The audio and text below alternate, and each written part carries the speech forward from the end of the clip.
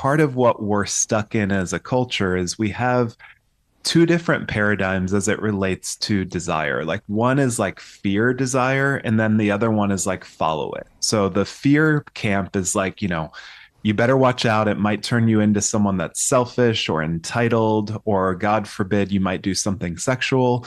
And then there's more of the cultural component of just kind of follow your desires. What do you want to do with your one wild and precious life that you've been given?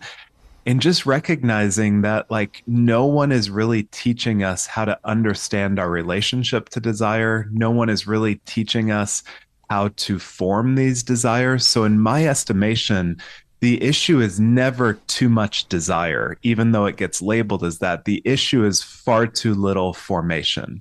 And so coming after Unwanted, I saw all this curiosity for why people were doing what they did, and it sparks something in them to approach an area of shame with a lot of curiosity, a lot of questions. And so I was so grateful for that. But part of what it didn't do was to really show people that you don't just have a porn problem or an infidelity issue.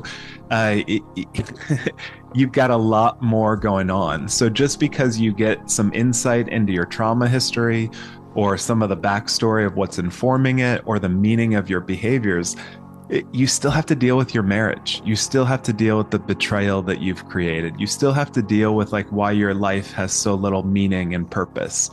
And so part of what I wanted to do with this book was not to just be insightful with the research, but to really give people a roadmap of being able to say, if you want to turn into the best version of yourself, if you want to develop a full sense of self, if you want to have a really good marriage, if you want to restore your relationship to sex, if you want to do really good trauma, inner child healing work, this is what you have to do. So part of what we started seeing in the research and part of what I started recognizing in my clients is that they really needed a holistic approach to being human.